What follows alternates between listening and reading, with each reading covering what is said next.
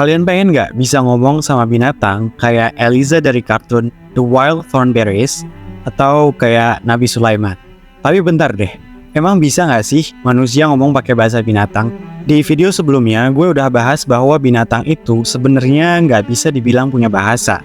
Binatang punyanya sistem komunikasi kayak bebunyian, getaran, dan gerakan yang dipakai untuk komunikasi ke sesamanya. Meskipun ada binatang yang bisa diajarin bahasa manusia kayak si washo, si simpanse, atau anjing peliharaan tetangga lo yang bisa disuruh duduk dan berguling, binatang-binatang ini butuh waktu bertahun-tahun untuk dilatih dan diajarin.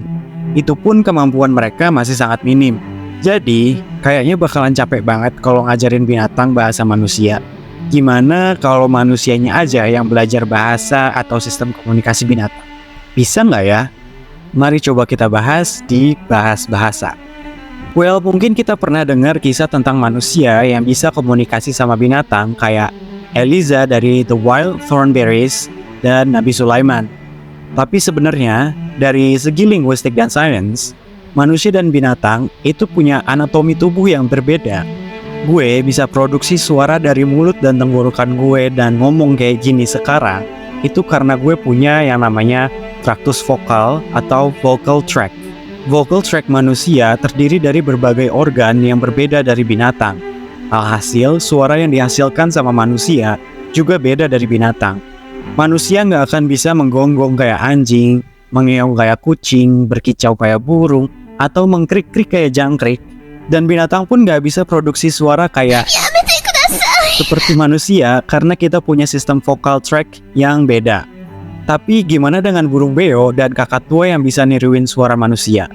Meski burung beo dan kakatua bisa niruin suara manusia, mereka nggak bisa menggunakan suara atau ucapan itu dengan kompleks dan kreatif kayak manusia.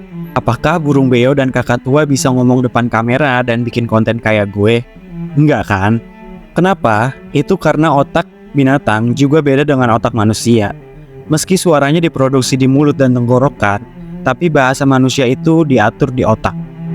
Sebelum kita ngomong dan produksi suara di sini, kita mikir dulu apa yang kita mau omongin di sini. Nah, otak binatang nggak sekompleks dan sehebat otak manusia.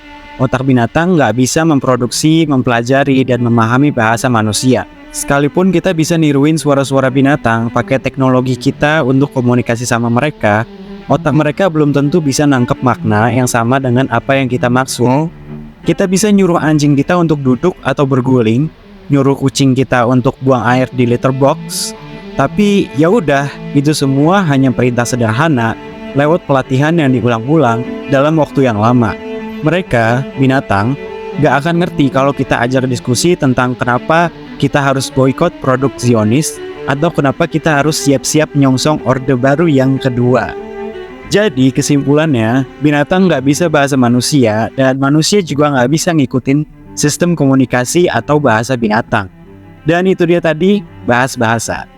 Thank you so much for watching. Kalau kalian suka videonya, jangan lupa klik like, share, dan subscribe. Dan I'll see you again in another video. Bye.